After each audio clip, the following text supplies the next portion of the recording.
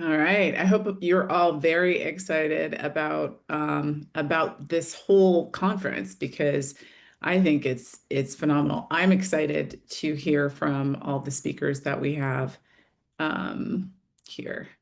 All right. So I hope everybody can see my screen. Does that look good?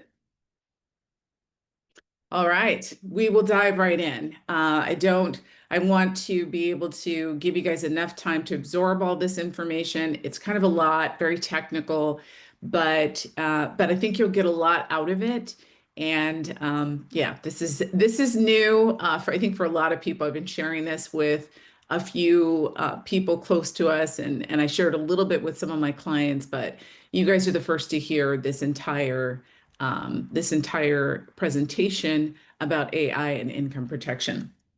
All right, so let's talk about how to stay ahead of the shift.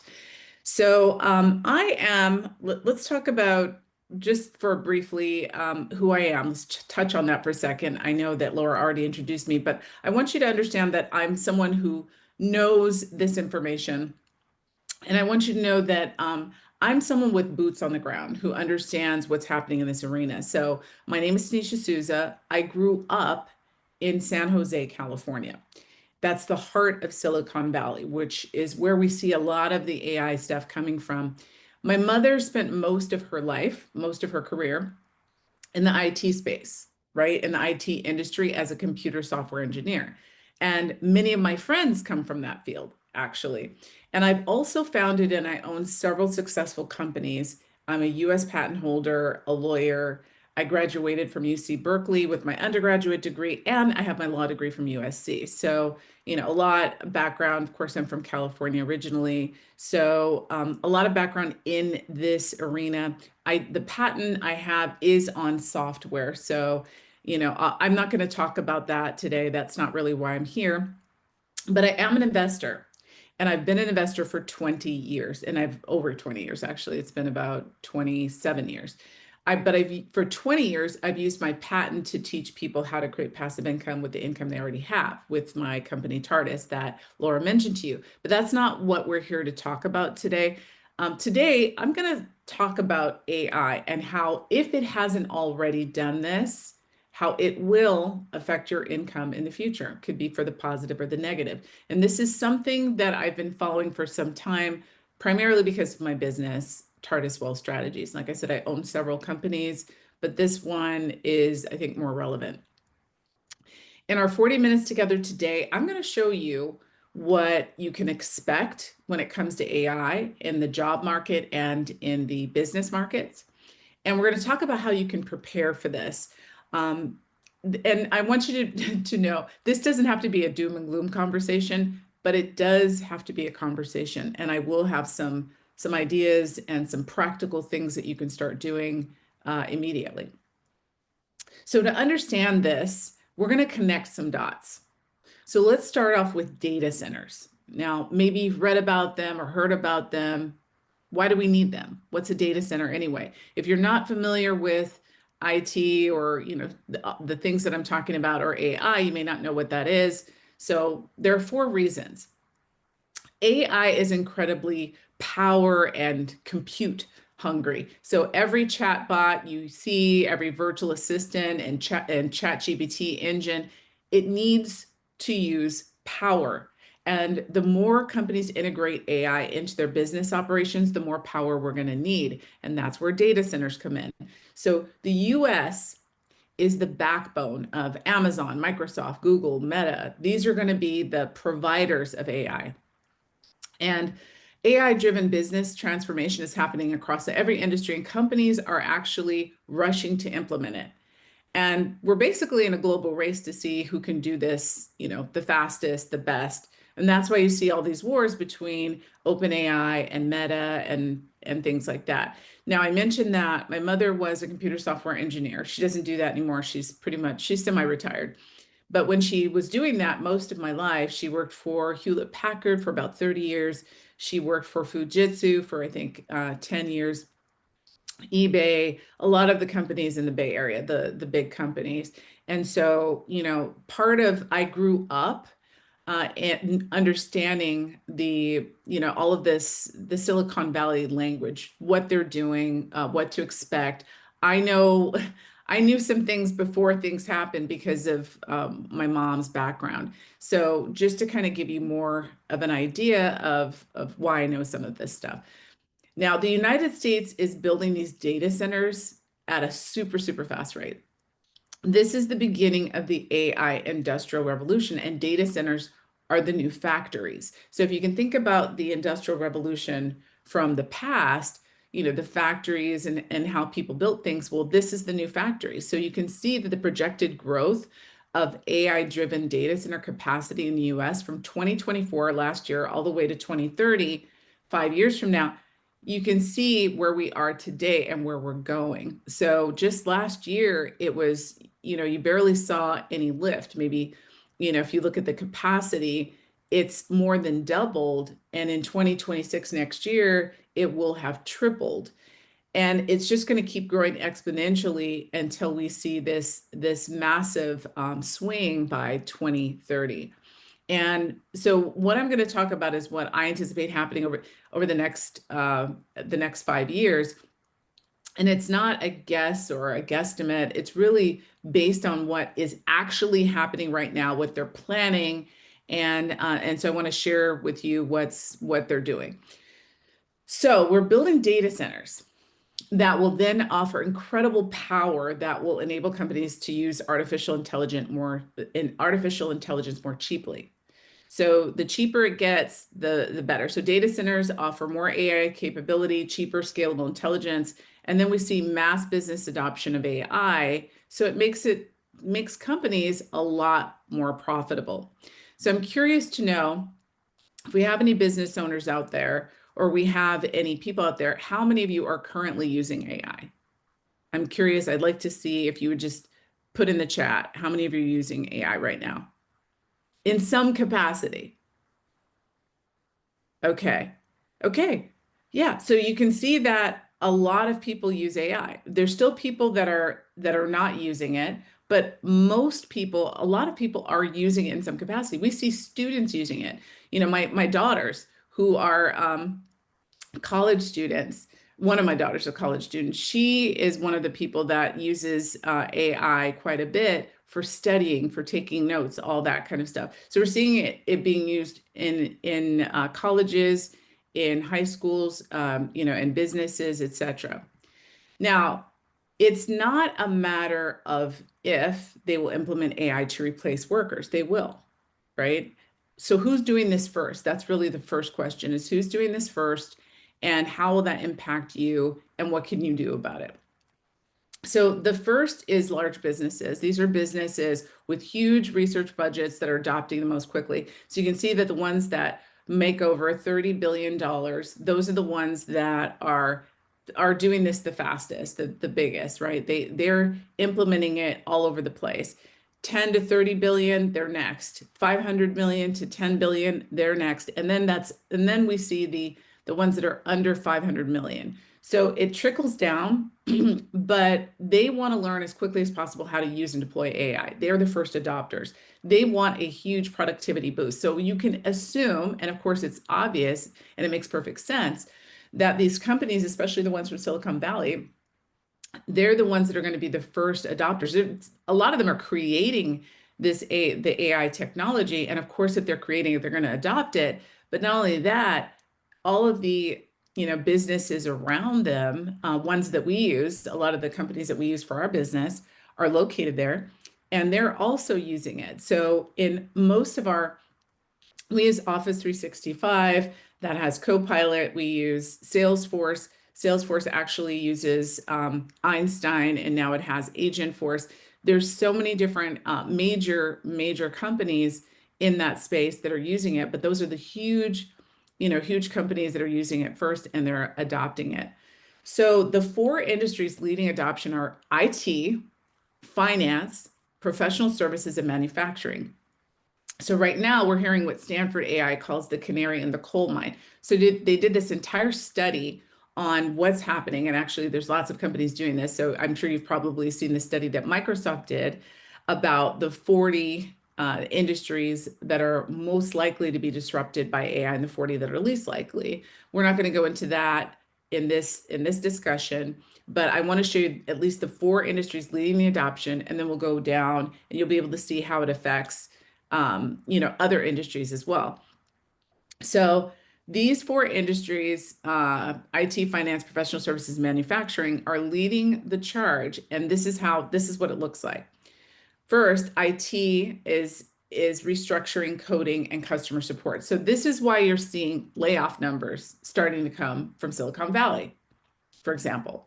So Microsoft, Cisco, Intel, this trend is going to continue. Like I said, we use Microsoft 360.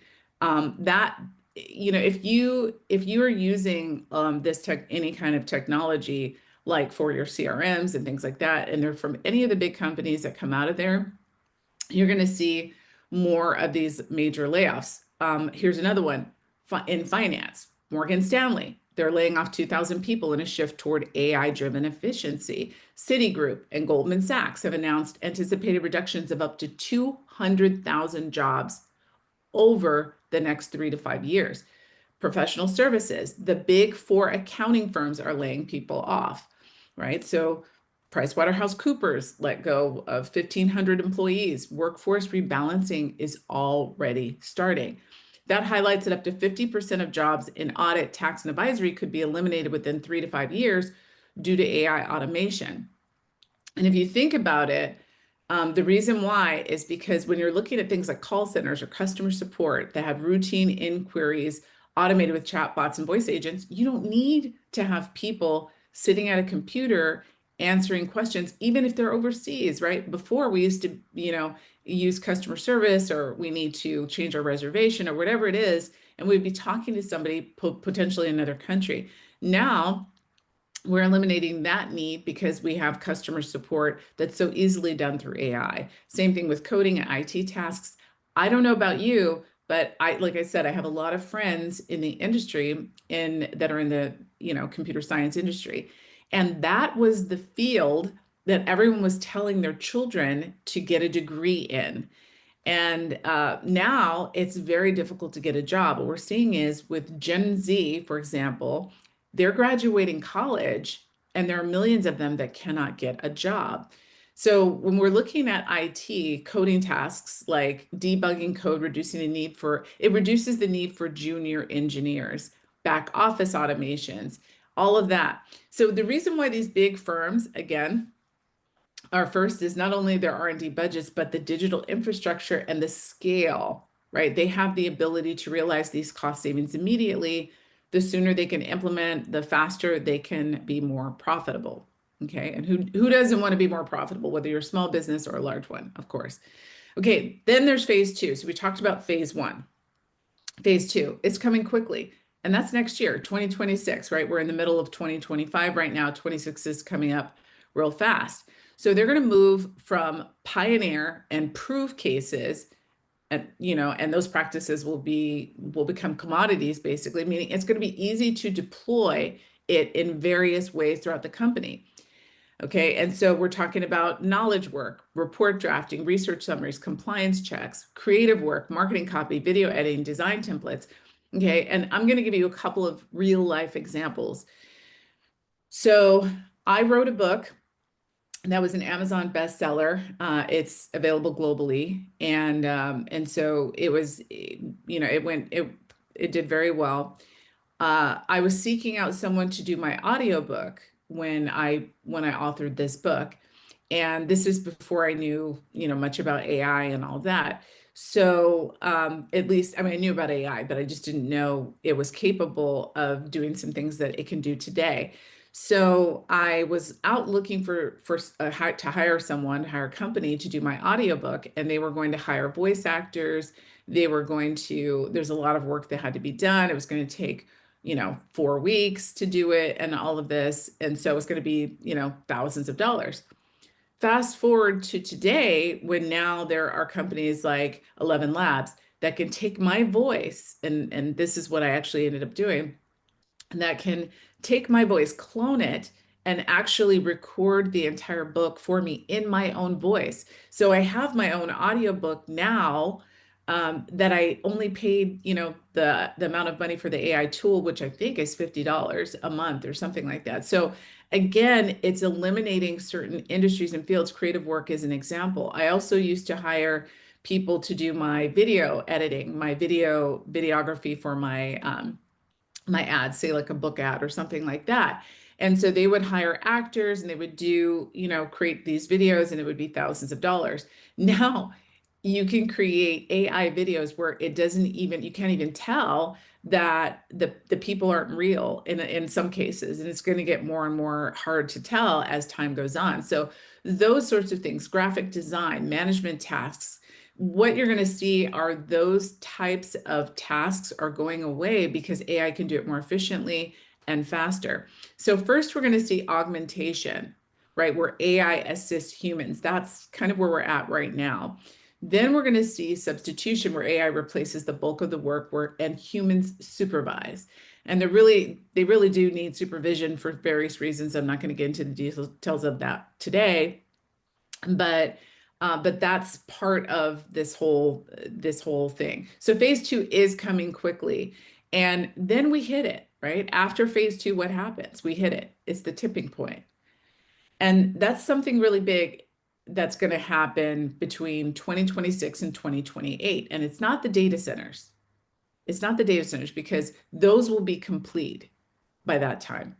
The big companies have proven the use cases for AI, and they're building now very quickly. So what is that tipping point? The tipping point is the US workforce employment of small business, employees of small businesses, right? The big businesses, the large companies we've been talking about, they only employ about 54% of the entire United States, so about half, a little over half. The other half is employed by small business owners. So that's what we're talking about. That's when small businesses must adopt AI. The tipping point will expose the second half of the US workforce's livelihood. And this does not mean that every single job is going to be taken by AI at all. I don't believe that's going to happen, okay? There's always going to be people that need to supervise and need to do some other things. And new jobs will emerge from this for sure. Jobs that we haven't even come up with yet. Businesses and careers that we don't even know about, that haven't even come to fruition, will happen.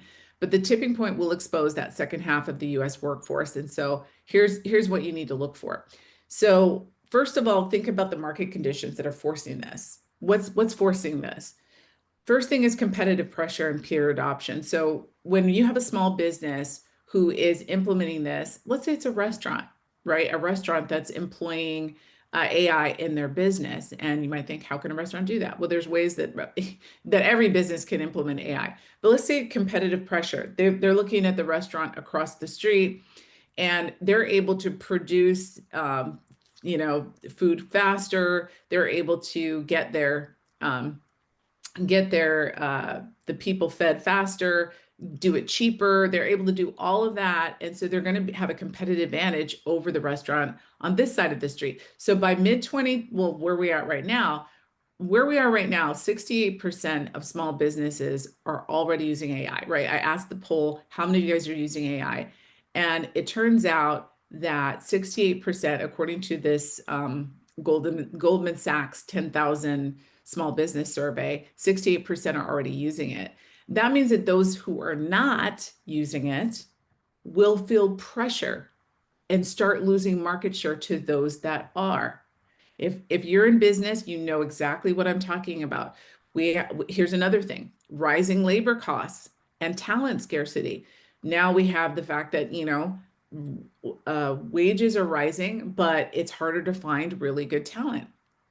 If it's harder to find good talent and labor costs are rising, you're going to look for ways to reduce those costs, right? And so if you can speed up the process, eliminate some of the necessary, the people on your team or whatever it is, then that's probably what's going to happen. For a while we thought, at my company, at Tardus, one of my companies, we thought that we were going to need to hire another executive assistant. I promoted my executive assistant to operations manager. We thought we needed to hire an executive assistant. Turned out that we were able to utilize AI to take most of that position, what that position would be doing. And so that saved us obviously a lot of money and allows us to do things way faster. Think about it. AI never sleeps. It's operating 24 hours a day, 7 days a week, no vacations, no holidays. It makes it very, very easy to get things done and get things done very quick. Now, they're also embedded AI in tools, right? So we're forced to adopt it. Like I said, we use Salesforce, we have Einstein, now there's Agentforce, which is a whole different, component that you can use so you can employ agents in your processes. We use Office 365, and that also, we use Teams, we use all of those things, and it has Copilot, which is its own AI tool that's embedded in it. So we're seeing that where it's actually there. It's just in, it's actually already in our tools that we're using. So once the return on investment is clear in peer business, others are going to rush to adopt. We're already seeing that. Then there's also the regulatory and compliance complexity, which is forcing AI adoption as well, because it helps with AI can help with tax, HR, privacy, all of that. So when we see that happening, all of that is going to bring us to phase three. And phase three is where higher level of expert and strategic roles will be affected by this. Now, here's how this works. Senior analysts, consultants, portfolio managers, physicians, attorneys, educators, executives will be affected by this. Now, like I said before, I don't believe AI is going to eliminate all these roles, but it will reshape them, augmenting or replacing the structured parts of their expertise. And so the risk is less about jobs vanishing overnight and more about fewer humans being needed per unit of output. For example, one investment analyst empowered by AI could do the work of 5 people, for example, right? So that's what we're talking about. So the jobs most at risk, right? Because what we're talking about it is by 2028, approximately 90% of all small businesses will be adopting AI. And that includes, businesses that you would think may not need AI, or how would they be able to use it? Like I mentioned, restaurants, I mean, they can use it for sure. Jobs most at risk are routine, repeatable, process-driven roles like administrative assistants, retail scheduling, claims processing. I used to have, people scheduling my appointments for me. We don't need that anymore, where people can just schedule, your calendar is available and they can pick out those points that you open it up for them for, things like that.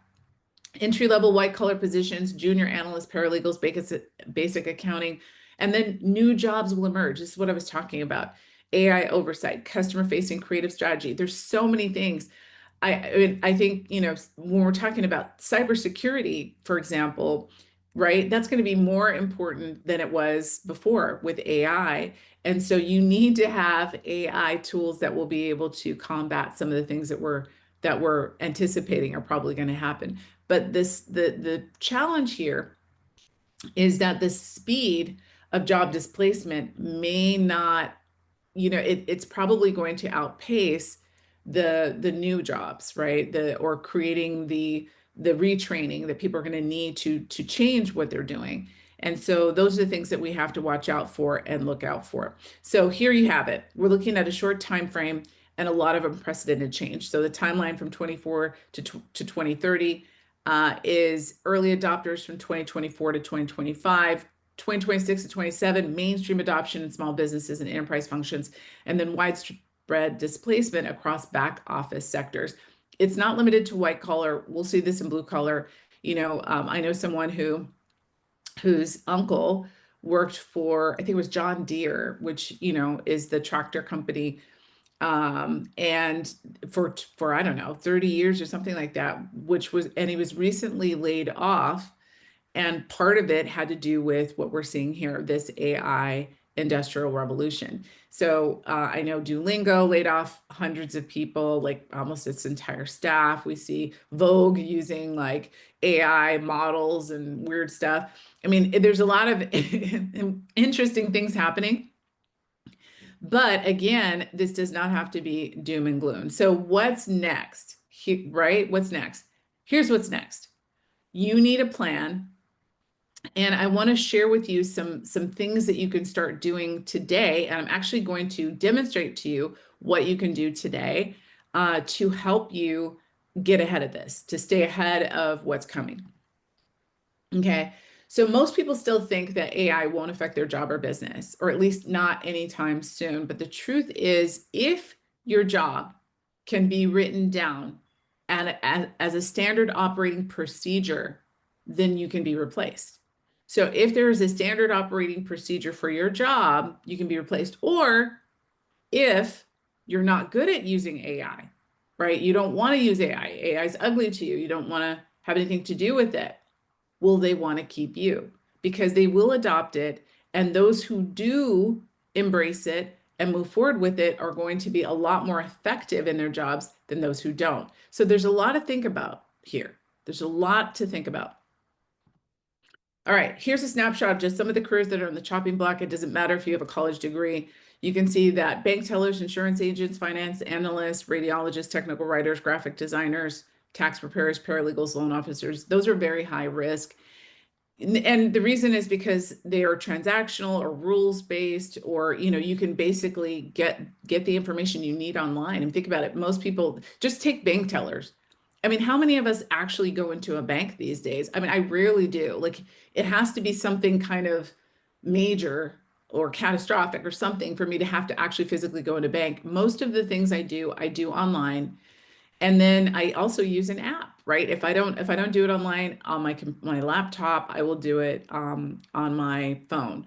And that's how most people transact business these days. So you're going to see less and less need for actual bank tellers. Insurance agents, right? If you're looking for, your claims, or, you get into a car accident with Geico, a lot of that is being automated these days. And so quotes, claims, rule-based evaluations, those things, I mean, it's making it so much easier for people to be able to self-serve. Finance analysts, it's all of it is it's really financial modeling, quantitative modeling, forecasting, and AI can do that a lot more effectively. Now here's something kind of interesting. This one's kind of crazy.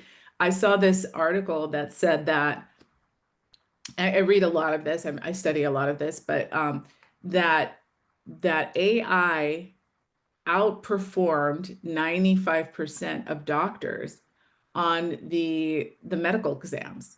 And so, which is crazy, but it's just showing you that it's able to synthesize the available information about patients, symptoms and all of the background history of the patient to come up with a diagnosis more accurately than doctors. So, we can see that things are shifting, things are changing, and we're going to see some changes. The ones that are least likely to be affected are things like the skilled trades, therapists, counselors, even nurses and consultants, strategists, things like that. Those are medium or lower risk because of the trust, the emotional intelligence, things like that. So if you're in those careers, you have a little bit more time, but like I said, we're really still talking about a 5-year time frame for you to really get used to this AI stuff and really start using it to your advantage.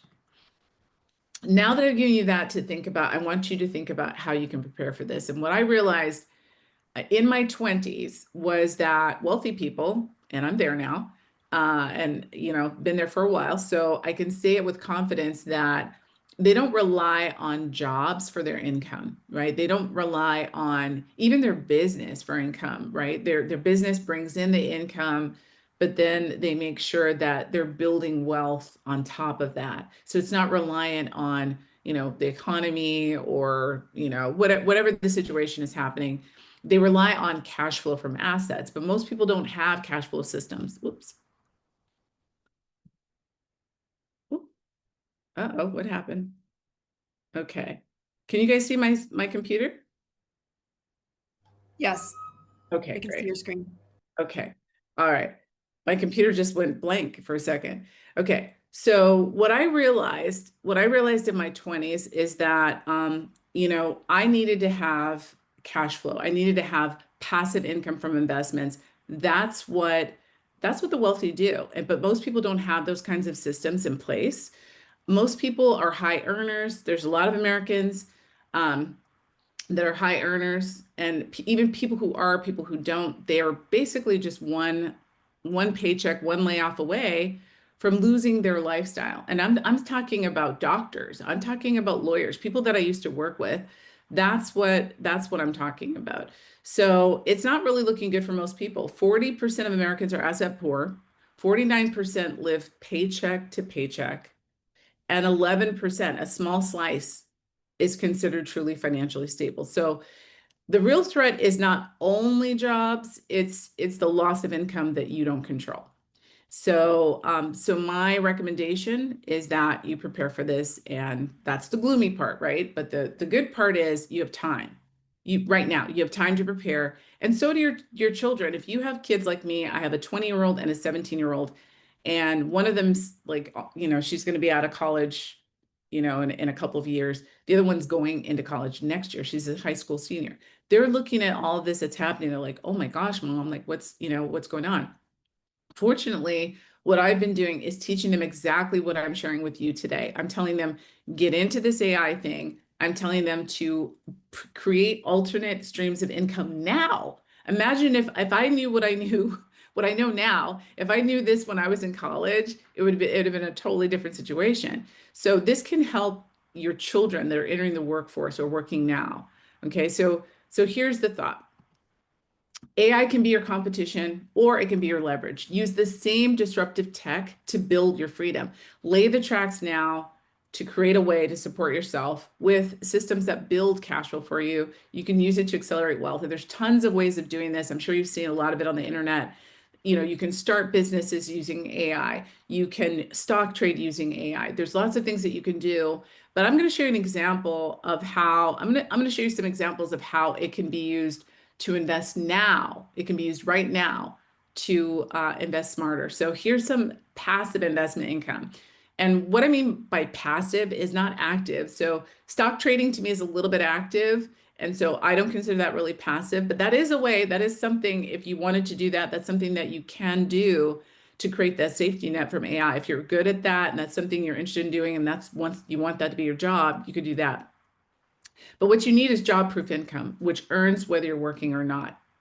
Independent of employers, no company controls your cash flow. This is the benefit of this. Resilient to automation. AI can't replace dividends, rent, or interest, and it creates a reliable safety net and provides stability in an uncertain job market. So when we're talking about this and we're going, okay, well, how can I use AI to my advantage? I'm going to show you a question that came up with my clients, right? I have some clients that have rental properties, for example, and my clients are pretty well diversified into many different passive income streams. So most of them have multiple streams of passive income from various different types of investments of their choice. But we have some clients that have rentals or ones that want to, and here is this is the problem they raised. I want to invest in real estate, but if AI takes people jobs, how do I know my tenants will still be able to pay rent? So the question is, we have to think like the wealthy do, right? They have assets that create cash flow. And if you have an asset and you're like worried about the cash flow, or you're thinking, I want to buy an asset, but I'm worried about the cash flow because of this AI stuff, there's ways that you can use the AI to solve for that. Okay, there's ways you can solve for that. So let me go into this demo here. I'm going to show you.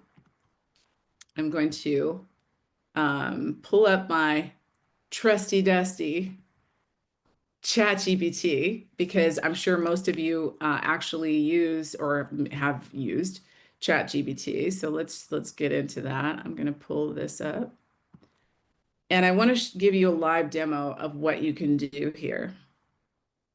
Okay. All right. So I've got a lot of tools here on my left, but let's look at, I'm gonna show you what you can do today. These are some ideas. So if you have that situation, if you're in that situation, you're like, I'm interested in real estate. And I'm going to tell you right now that what I'm going to share with you can be translated to other types of investments. It doesn't have to be real estate. It could be income funds. It could be mortgage notes. It could be any kind of passive income investment that you purchase and it produces monthly income for you or quarterly income for you or whatever. So you can use this same idea to do this. So we're gonna do one here. So I'm going to have it talk, I'm going to talk to it. So first, what I wanted to do is I wanted to help me by acting as my rental real estate research assistant. So what we want to do is identify AI resilient tenant profiles. So let's start with that. And this sometimes takes a little bit of time. So I'll share some other things with you while it thinks, because sometimes it takes a minute to think. So act as my rental real estate research assistant.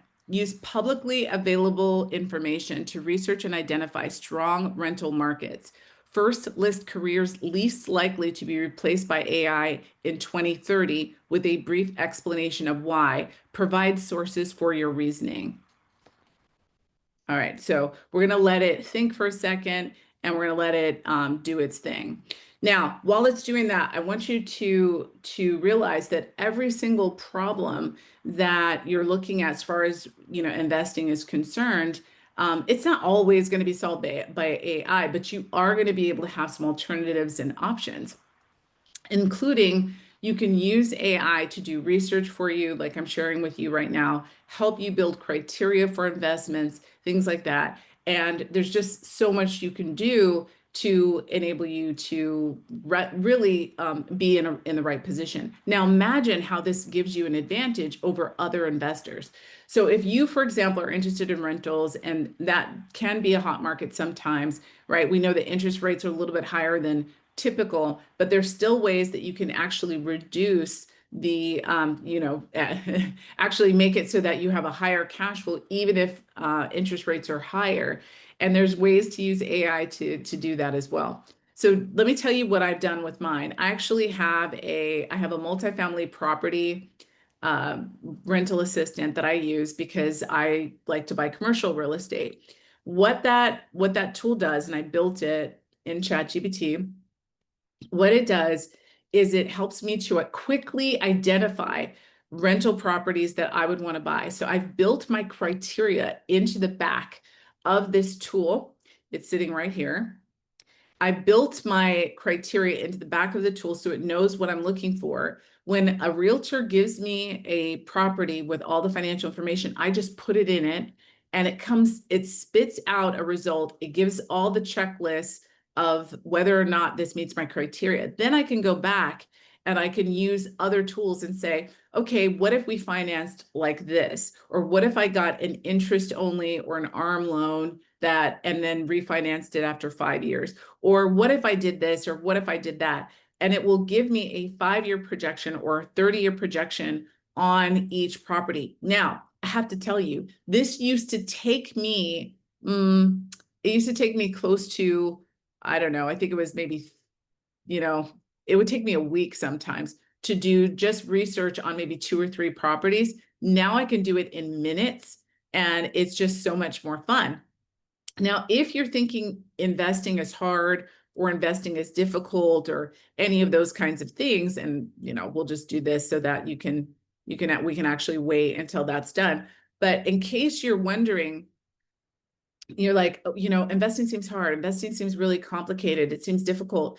It used to feel that way for me too, but now I get excited because of AI, because AI actually helps speed up everything that I'm doing and makes it so much faster for me to do what I used to be able, it used to take me a week to do, or multiple days, or at least 8 hours to research, I'm able to do in minutes. So think about how many properties you could go through. I remember Robert Kiyosaki, I'm a fan of his. I read Rich Dad, Poor Dad, and he said, you have to go through 100 properties. You have to research 100 properties before you find one good one. Well, if that's the case, then that sometimes takes people months and months, maybe a year, before they find one good property. Now I'm able to do it so much faster just because of what AI can do. All right, so it's still researching right now, but it should come up with a result pretty quick. So a few more things that I want you to know, and we'll kind of dive into this, and we'll get back to this in just a second. Let me just get back to my, let's get back to this here. Okay. Whoops. Okay. Let's try that again. Okay, here we go. All right. Okay, so we'll get back to the demo in a second. Here's what you can use AI to do. Analyze deals, automate cash flow models, forecast market changes, create custom investing tools like we're doing at Tardus. So the same tech that's taking incomes can build yours. You don't need to become a tech genius. You just need to learn how to think like one. So most people will wait until their income's gone. You have the chance to build a second one while you're ahead. And so I'm going to share with you some additional resources that that I'm just going to give them to you, right? There's a couple of resources that I'm going to give you. One of them is an AI real estate research checklist that starts with what I just shared with you today, that first prompt, and gives you several other prompts that you can use that will actually help you research real estate investments. So whatever market you're looking at, for example, whatever area you're looking at, it can help you to locate employment hubs, analyze local rental demand, do all of those things. And I also want to share with you a white paper. So a white paper that I wrote about the opportunities with AI. And so there's lots of opportunities here, ways that you can actually generate income. I talk about other ways such as besides investing, things like, building businesses that relate to AI or really solving people's problems in those arenas as well. So you can look at those as well, and that also makes a huge difference. Okay, so here it is. I'm going to share this with you real quick, and then we're gonna wrap this up. Okay, this is the results. Okay, so registered nurses and nurse practitioners, physicians and surgeons, home health and personal care aides, mental health clinicians, skilled trades, etc. Okay, so now we're looking at, let's say that we wanted to do traveling nurses.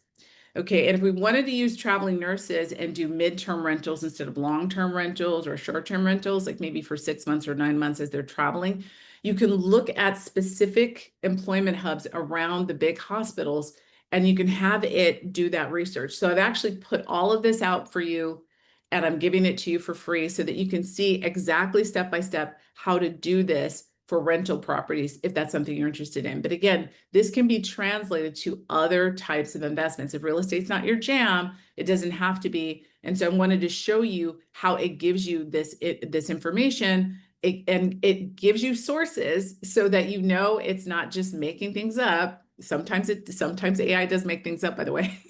But my tools have helped me to, analyze deals faster.